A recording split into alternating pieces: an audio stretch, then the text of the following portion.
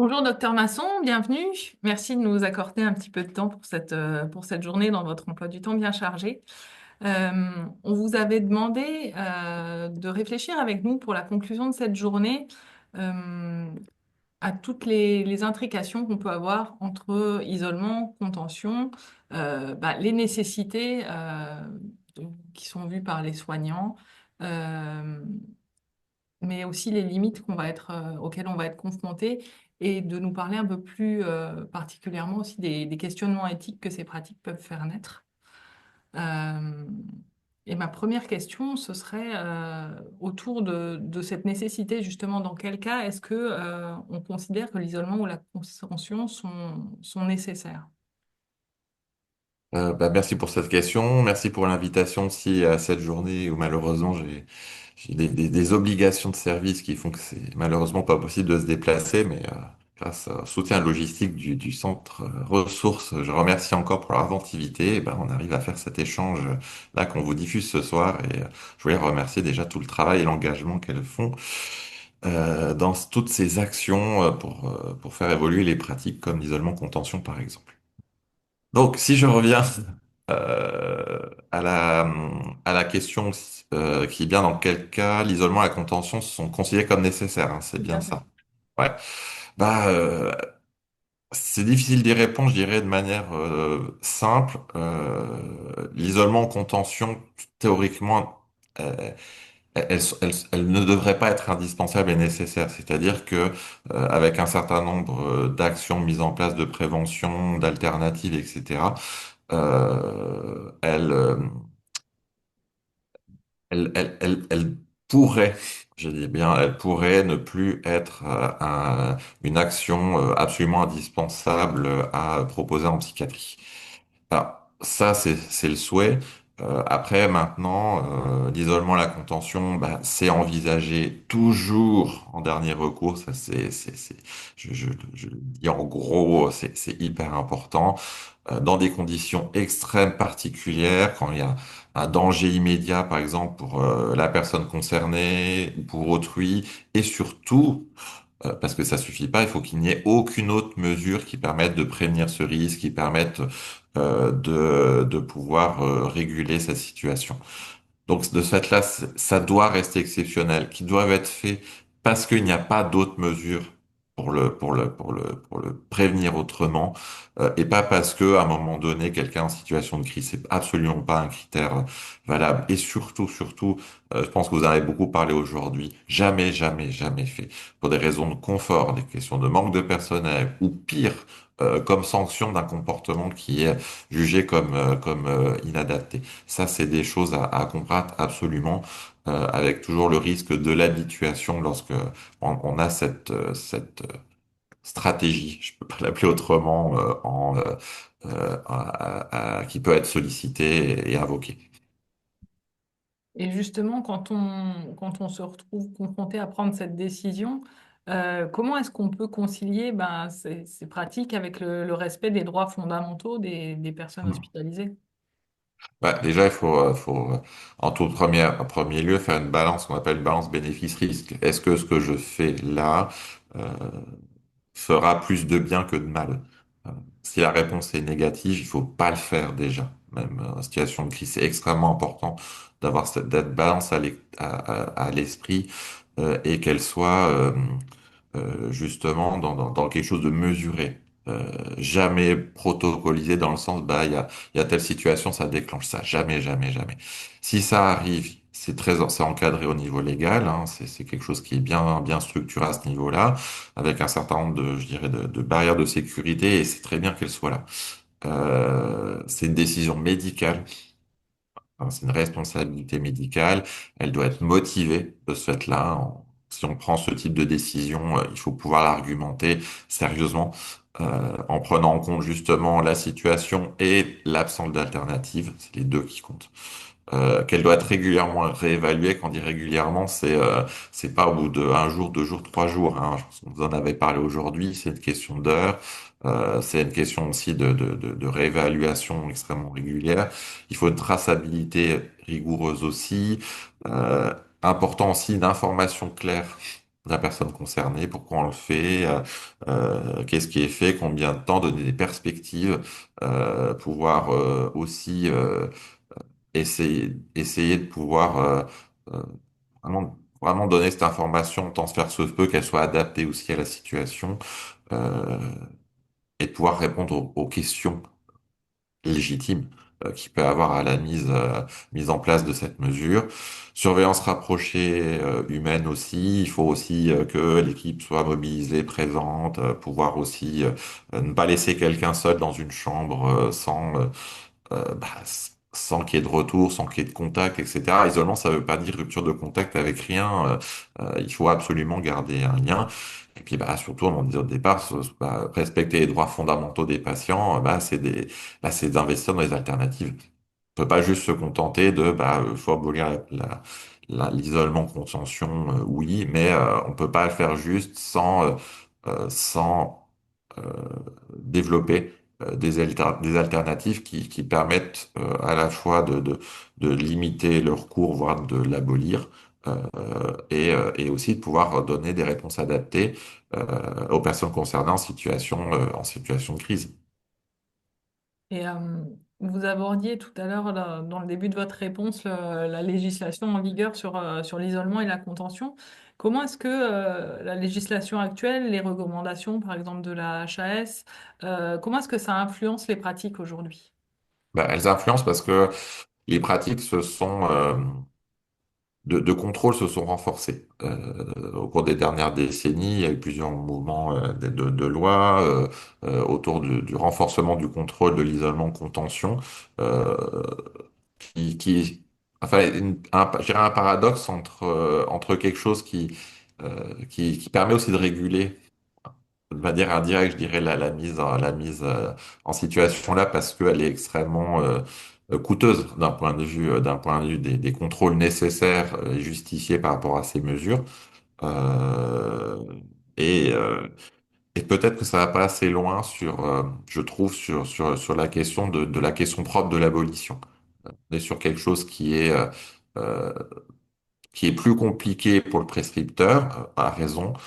Pour autant, elle va pas forcément insister sur le côté d'interdire aussi peut-être certains aspects qui nécessitent, je pense, d'être abordés dans le débat public. Ce qui n'est pas le cas aujourd'hui. L'isolement et contention en psychiatrie, elles sont tolérées. Elles sont tolérées avec un cadre légal euh, très strict.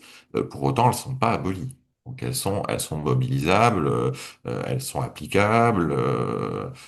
Il y a des chambres PSI qui existent dans la plupart des hôpitaux. Ça mériterait d'insister davantage sur les possibilités de développement des alternatives, je pense. Dans votre réponse, j'entends bien il y a un cadre légal qui sécurise quelque part le prescripteur et les gens qui vont mener ces mesures. Mais on entend aussi des dilemmes éthiques qui se posent pour l'ensemble des parties prenantes.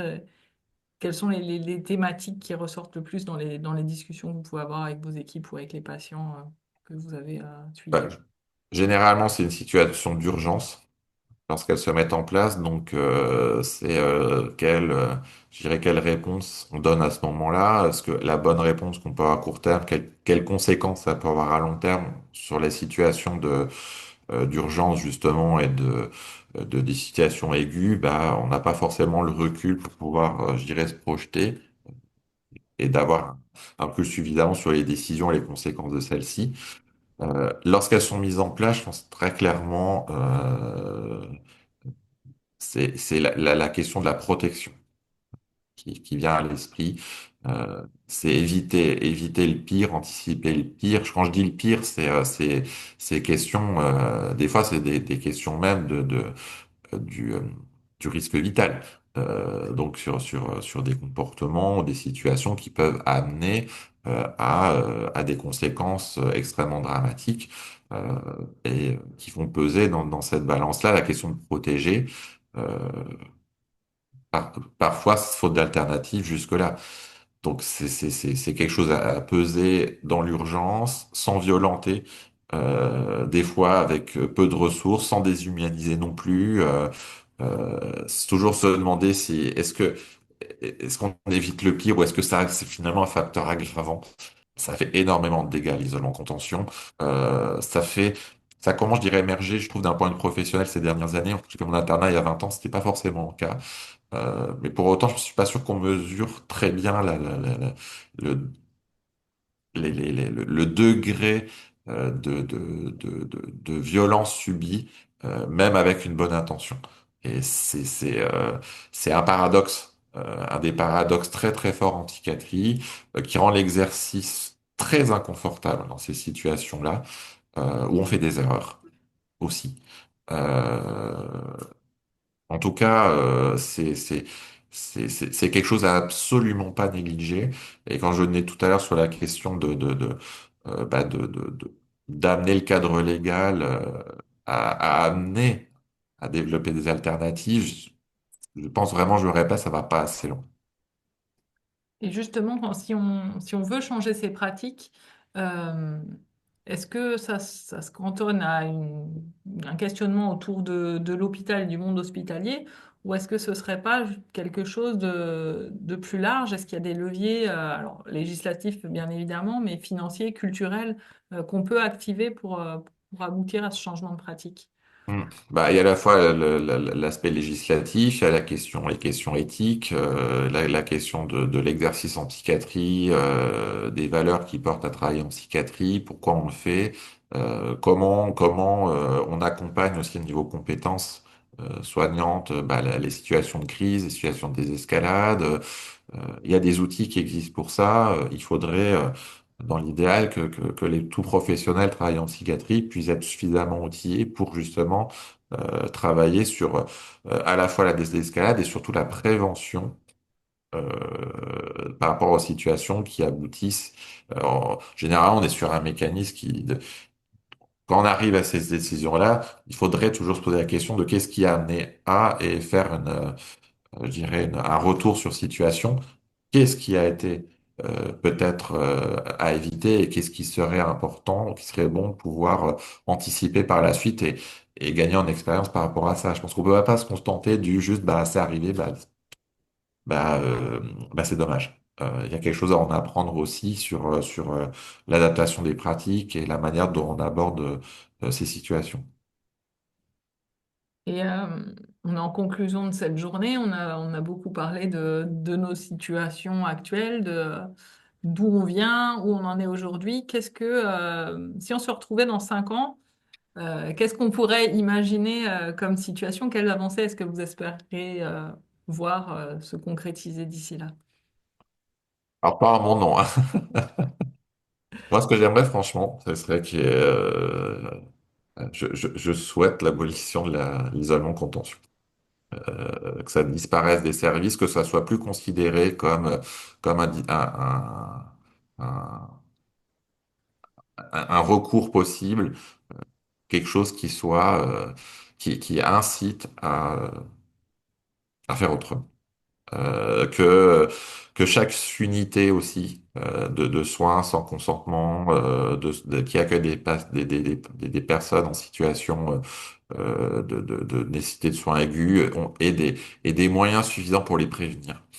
Euh, ça implique sur les compétences dont je parlais, à la création d'espaces conçus différemment qui permettent aux personnes concernées de pouvoir de pouvoir s'extraire sans être isolé, j'irai de manière mécanique. Euh, Peut-être que vous avez certainement parlé aujourd'hui des espaces d'apaisement, des espaces comme ça qui permettent de faciliter, en tout cas de favoriser la régulation émotionnelle et comportementale, de former les professionnels, d'associer les personnes concernées aux réflexions et décisions par rapport à ça, à la fois dans la conception, mais aussi dans la mise en pratique.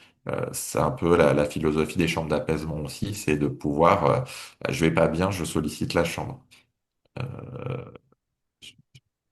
Que de ce fait-là, la question de la dignité soit bien prise en compte également, que cette dignité ne doit jamais sacrifier au nom de la sécurité. Ça, c'est important aussi.